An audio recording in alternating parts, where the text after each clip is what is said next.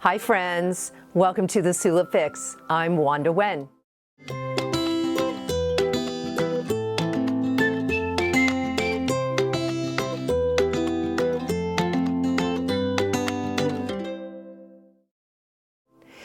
Today I'm going to take you through the journey of creating a baby album.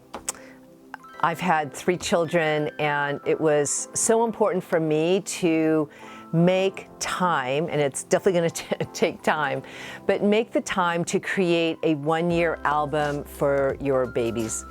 I can't tell you how important these albums are in my life and what it will be for my children when they get to be adults, which actually they all are.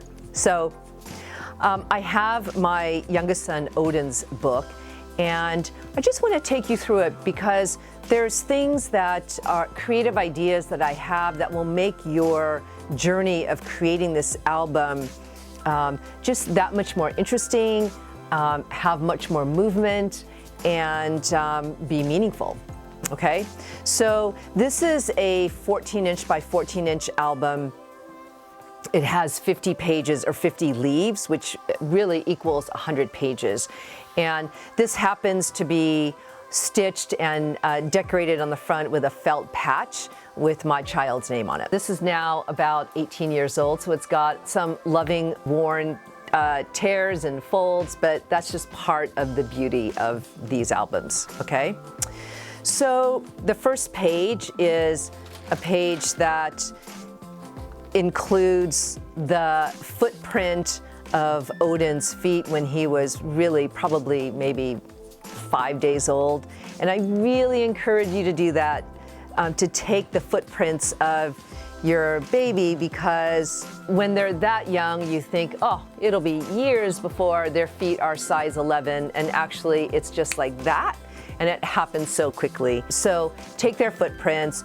All you do is just get some water-soluble paint, brush the bottoms of their feet with a color, and just take some paper and stamp the foot to a piece of paper, and there you have it. So definitely important. And if your child is, say, 3 years old and you haven't done this, do it now. Seriously, just do it now. This is Odin's birth announcement. And I actually have it tucked in an envelope. So I mounted an envelope and then I tucked the announcement in here. And the announcement is a little booklet. So what's nice about creating pockets for paraphernalia or photographs is that, number one, it allows you to put things in the pocket that you don't necessarily want to mount on the album for whatever reason. Number two, it allows for an experiential experience for who's ever looking at this. So this announcement actually is a little booklet, so it's nice to be able to pull this out and look through the announcement and then experience it, okay? What else is in here? There's a couple Polaroids of me pregnant, just literally probably 2 days before I had Odin. There's just something charming about being able to take something out and just look at a photograph and then tuck it back in, all right? Also really, really important, this is the signage that went on Odin's tub when he was first out of me, and there's a picture of him, literally a couple minutes old.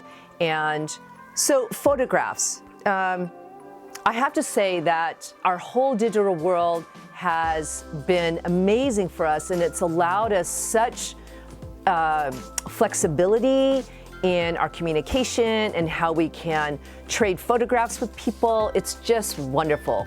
I celebrate it all the time.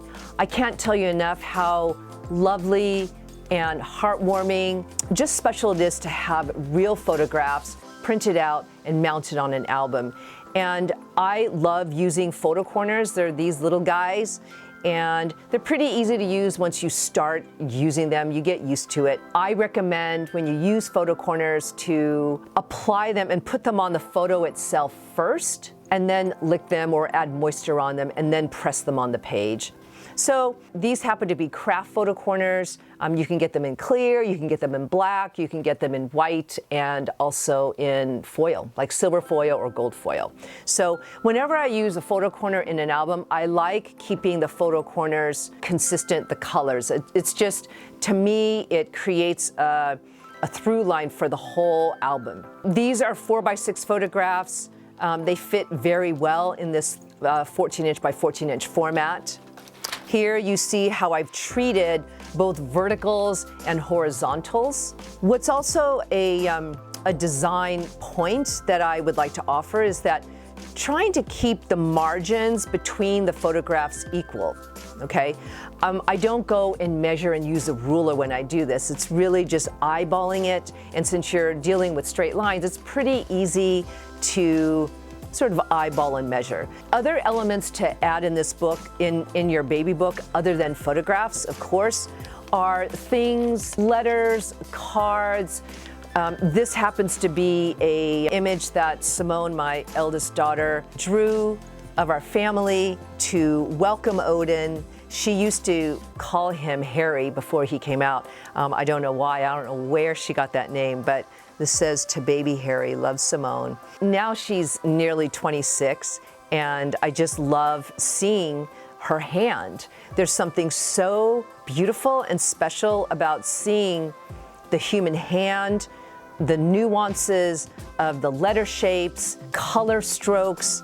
Just when you're in the depth of child rearing, you don't have a lot of time, and it's scarce. How I adhered this to the book is, this wasn't a book that Simone made. It really was just a series of 8.5 by 11 copy paper. But I wanted it to sort of paginate like a book. So basically, I would take one page and apply double stick tape on the very edge, and then apply the next page. And so layer after layer after layer. So paper, double stick tape, paper, double stick tape, so that in the end, you have this book, so to speak, to paginate through. Okay? So then what this allows is, it allows you to present, let's say, 5 or 6 sheets of paper without having to put one paper on one page, another paper on another page, and so forth, right? Okay. And then there's an envelope here. There's some papers that I obviously wanted to keep. Again, this goes back 18 years ago, so I haven't seen this book in quite a while. But there's papers here that I wanted to keep, not necessarily that I wanted to mount in the book, but certain things that, maybe cards that I received. There's even another picture that Simone, or maybe Dag, no, this is Dag. Dag's my middle son, and he drew this sweet thing, and it looks like rock climbing. We used to rock climb a lot in Joshua Tree. Here's oh yeah, here's the map of Joshua Tree.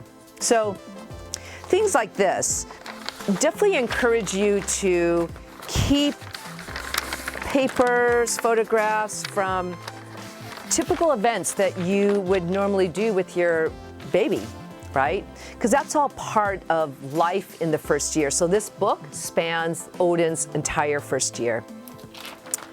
Oh, this is from my friends Olivia, Barbara, and Dag. And now they have a daughter named Ella. I love the aesthetic of ink on paper. And when I look at old cards that I've kept or letters that I've kept, there's something very human about seeing those things. This is the study of the painting of the foot experience. And I love this page. I basically took the imperfect footprints and trim them so that they weren't taking up a lot of space on this album, because space is a scarcity here. But I just loved using these as just accents. Here's Odin with his foot painted, and I basically documented this day. It's nice to be able to see the picture of all the different footprints and then taking them and making them live and actually bringing them onto the surface of the album itself. There's pages that have multiple images. Here I have 6 images, and again, using the same principle of keeping the margins equal. These are images from the photo shoot that we had with my good friend Jim Wimberg. He took Odin's and our family's portrait, and his very dear friend of mine and his wife, Kathy Wimberg. When there is a hero shot, don't be afraid to give it its own page, because when you have an image that is just by itself, it's just so nice to have the focus. This is my dear late ex-husband Grant and myself, Simone, Dag, and Odin. And these were images from that very photo shoot. These are square images. I love playing with square photos and rectangle photos. Again, using photo corners to mount the photographs. Another reason why I also love the photo corners is sometimes maybe you don't want to permanently mount photographs on a page. So these, I actually can remove them. Let's just say if I wanted to do something else with them. Okay. Now, some people may like that option, and some people may think, oh, it's kind of a pain because sometimes they'll come off. Well, you can always add adhesive on the back of your photograph, just a little bit. You don't need a lot, but just a little bit to extra adhere the photograph on your page. Here's some black and whites. So as you can see, I have refrained from filling the entire page with photographs and using the negative space to give yourself a break in the eye, because sometimes if you have 6 photographs here, 6 photographs on the opposite page, you turn the page and then you have 6 more photographs and 6 more photographs, it's like, oh my gosh, it's just a little too much and it's overboard. So I encourage you to be an editor and edit the photographs that you really love. And you don't have to throw away the other photographs. You can simply put them in a pocket, put them in a pouch or an envelope, and set them inside your album so you're not throwing them away. But as far as featuring them, to feature just the poignant photographs, all right? What else can I show you in here? Oh, I love looking at this album. These are really important. When you have a baby, you're going to the doctor once a month for the checkup. Keep these little pieces of paper that you get from the doctor, from the pediatrician. It has the date. If it doesn't have the date, put the date on there. It's got the weight and the length, and it's tracking the growth. I just love having these actual pieces of paper that my pediatrician wrote and just mounting them on here. Just also because it gives movement to the book, so that this isn't just all photographs, right? Or it's not all just cards. It's like a mixture of different mediums. Okay, so that's what's going to keep the book exciting.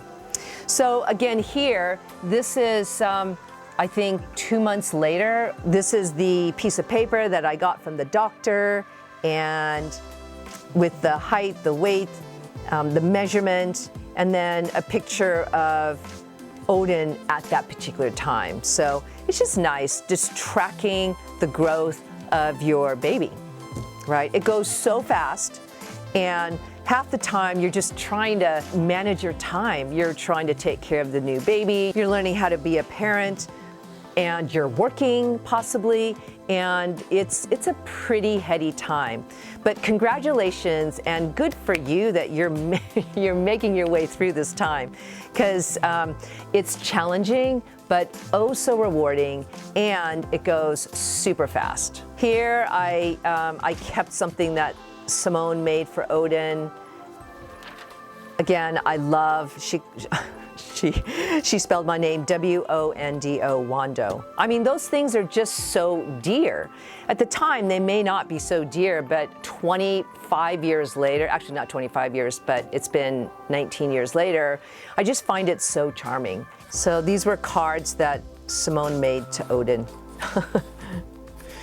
Okay, and then to make the connection, when you're mounting something that someone made for the child, to put their picture next to it. It's just nice. There may be some times where you want to bring in other size photographs, right? So maybe some of your favorite photographs. And so here, this is a page that has both 2 4x6s and then 1 5x7. when I was developing photographs, I would always develop them into 4x6 prints. However, this has 6 photographs on it. What I encourage you to do is look at them, and some of them you trim. So just use an X-Acto blade and a straight edge and a cutting mat, and just trim them. Like here's my dear friend Brenda. I cut her out in a 2.5 by 2.5 inch square, utilizing the space. And so what this basically becomes is a collage. And so I encourage you to look at your photographs. Don't always be stuck in using the 4x6 format or a 3x5 format. So this is a page, this was visiting my grandmother and my mother up in Oregon. And this is my grandmother who's no longer living, holding Odin. But what's lovely about this is my father, who gave all of my 3 children Chinese names, and so he was writing them for me. And I actually took a photograph of him actually writing the paper, then keeping that paper, of course, and mounting it in this book. And this actually has all 3 of my kids, but this is when we visited when Odin was first born, and this was their first meeting with Odin. I love this page because the image of my father actually writing and drawing and making the Chinese characters on the paper is actually here. And it's such a dear keepsake because, as you know, no one is permanent on this planet. And at some point, we're all going to expire. And it's nice to have this permanently in this book.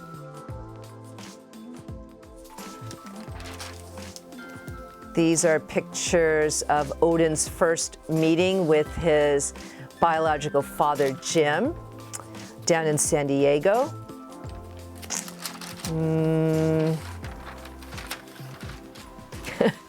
I love this series of photographs. These are all 4x6s, but I use them and presented them in a way that it's almost like old film, like a movie film, just. And so it's like slow motion silent film, kind of. So I love this format, just watching the nuances of a smile appear. I think I did the same over here. People's faces and babies' faces, they're so expressive, and sometimes you don't want to throw away like a cute series of photographs. Well, present it in this way, 1, 2, 3. This is just an example of, I happened to print this out. This was when Odin I made him into the Dalai Lama for his first Halloween, and I printed this off of my computer, and even though it wasn't a true photograph, I loved it just the same. Don't be afraid to make markings and write on a photograph or on the book itself. When you look back at it 5, 10, 20 years later, 30 years later, it's nice to see the hand on the paper, the ink on the paper. I can't tell you, it makes such a difference, and it means so much. Be a good editor. You don't need 20 photographs of the same setting, right? Maybe 4, maybe 6, maybe 8. After that, it's just too much. And then the event loses its specialness, okay? So that's my advice on that. Oh, I could go through this time and time again. Here are my kids with my dear friend Tom. Tom is someone that lives on the East Coast. This is when he first met Odin, and he spent time at our house. Try to make sure that the special people in your life are in the album, because then it becomes even more special. This is my dear cousin. I call her Jeje. Her name is Lydia. She used to help me a lot during the younger years and help me out with the kids, and there she is. So everyone that has had a hand in raising your child in the first year, definitely important. Honor them, okay?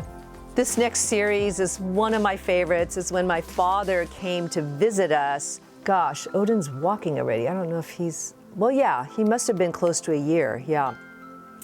So this is my father and Odin on a field, even though my father's not looking at the camera, it's charming to have his back and looking at Odin. And then 2 pictures of those 2 together. But this next page I really love is here. Here, I'll allow you to look at this because I want you to see the story. And as I was saying, having 4 of a setting is good, or having 8 of a setting is good, 8 photographs. But after 8, it starts becoming, okay, a little bit too much, right? So, but I want you to see the story that's created in here, which create meaning behind these photographs. So this is them interacting, and then 2 pictures of my dad and Odin facing the camera. Here's a few more. Yeah, I couldn't I couldn't throw them away, and I love them. But then here I follow it up with just a single image of Odin, and then this very, very charming photograph that originally was a 4x6 photograph, but I cut it down to like a 2x2, 2-inch or even 1.5 inch of the 2 of them just sort of walking away. And this is one of my favorite sections because I just love this. So again, just a tidbit of using space in a way that respects the space, honing in on 1 or maybe a couple images, okay? Oh, here's Sweet Dag and Simone and Odin. We used to spend a lot of time out in nature, big campers. We used to camp even just, yeah, here we are, yeah, actually going on a camping trip. I think this was out in Joshua Tree. This is out in Joshua Tree. Here's Odin's, not high chair, but the chair that connects to a table. I brought it out and we had wonderful picnics, and I think we camped for 2 or 3 days. Here's my dear friend Elizabeth Hubble, who is Odin's godmother. But anyways, here we are on the rocks, Dag and Simone and Elizabeth and Odin on the backpack. So fun. I encourage you to spend time outside with your kids. Sometimes I know it seems a little bit like, oh my gosh, it's so much work, but really do it. I mean, it's so meaningful. It's great for the children. It's great for you to get outside, get some fresh air. Don't let the heaviness of child rearing to keep you from experiencing life, because when you experience life, your kids get to experience life. And they'll remember that. And even if they don't remember it as a memory, their energy feels it and they take it in, and then they will learn to love and be with nature. Here's a painting that, I don't know who did, Dag. Dag painted this painting. This is after this camping trip that we took to Joshua Tree. And I kept this painting and put it in here as a memoir, and another opportunity to take something that was created at that time, which is when it was 2003 at that point, 2003, and then mount this in the book so that it's here forever. These are just some, I don't know, cards. This was probably Odin's 1-year-old birthday, and this is a card that someone made. Oh, I think this is a hat, actually. It was a paper hat. No, this is from Simone. It was something, it was a card. It was a card that Simone made for Odin, but I kept that. That is it. And I finished it with a picture of Odin and a stamp of his foot at 1 year. Okay? So thank you so much for coming on this journey with me. I made one of these books for each one of my children, and it is the most treasured thing that I own. Thank you for coming. This is the Sulip Fix for today. Please like, comment, and subscribe, and I'll see you next week. Bye.